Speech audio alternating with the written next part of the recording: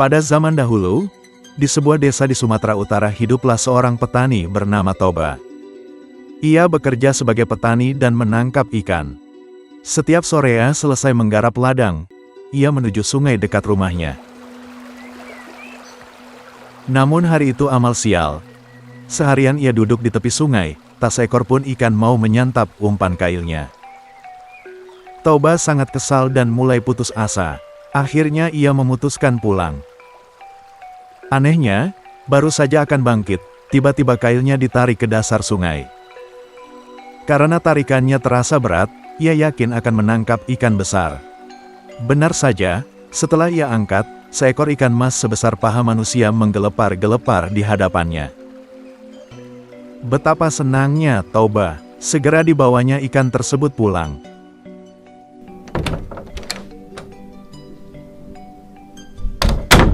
Sesampainya di rumah, sebuah keajaiban terjadi. Ketika ia hendak memotong ikan itu, tiba-tiba ikan tersebut dapat berbicara. Tolong, jangan bunuh aku. Nanti aku akan membantu kehidupanmu. Toba terheran-heran mendengar suara dari ikan itu. Tapi aku lapar. Aku harus makan. Aku butuh lauk untuk makan hari ini. Nanti akan kusediakan makanan untukmu. Lepaskanlah aku. Ikan itu menjawab dengan mengiba. Toba yang kasihan pada ikan itu, akhirnya melepaskan kembali ikan tersebut ke sungai. Setibanya di rumah, terhidang makanan lengkap di meja. Bahkan di dapur ada seorang wanita cantik jelita yang sedang memasak. Terima kasih kau telah menolongku. Aku adalah wanita jelmaan ikan itu. Sekarang aku mengabdi kepadamu. Ujar wanita itu. Wanita tersebut ternyata merupakan seorang putri yang telah lama dikutuk menjadi seekor ikan. Beberapa waktu kemudian, Toba ingin sekali menikahi wanita cantik itu. Kemudian Toba mengutarakan isi hatinya kepada wanita itu dan meminta izin untuk menikahinya. Wanita itu setuju, namun ia mengajukan sebuah syarat kepada Toba. Jangan sekali-sekali kau mengatakan asal-usulku dari mana, sekalipun kepada anak kita nanti.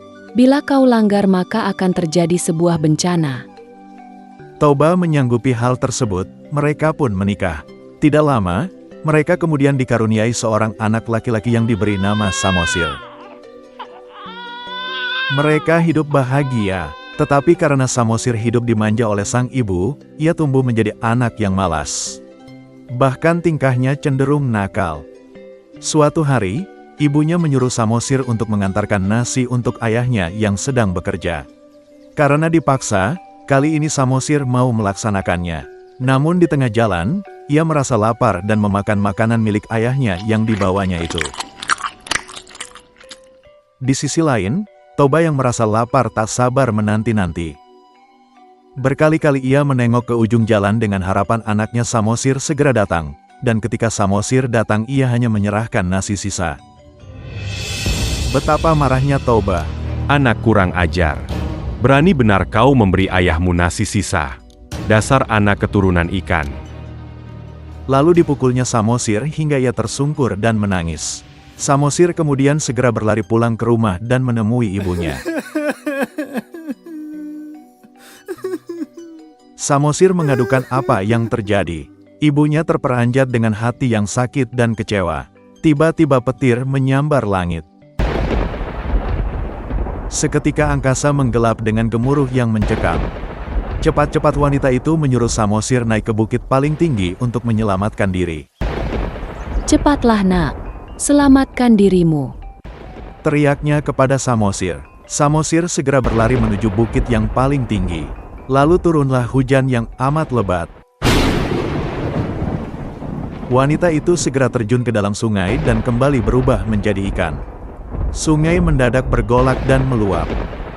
Di sisi lain, Toba sangat ketakutan, dan teringatlah ia pada janjinya kepada istrinya yang sudah ia langgar. Tapi semuanya sudah terlambat, air sungai terus meluap hingga menenggelamkan seluruh desa. Lama-kelamaan genangan air itu membentuk sebuah danau yang sangat besar. Danau tersebut diberi nama Danau Toba. Sedangkan pulau di tengah-tengahnya dinamakan Pulau Samosir.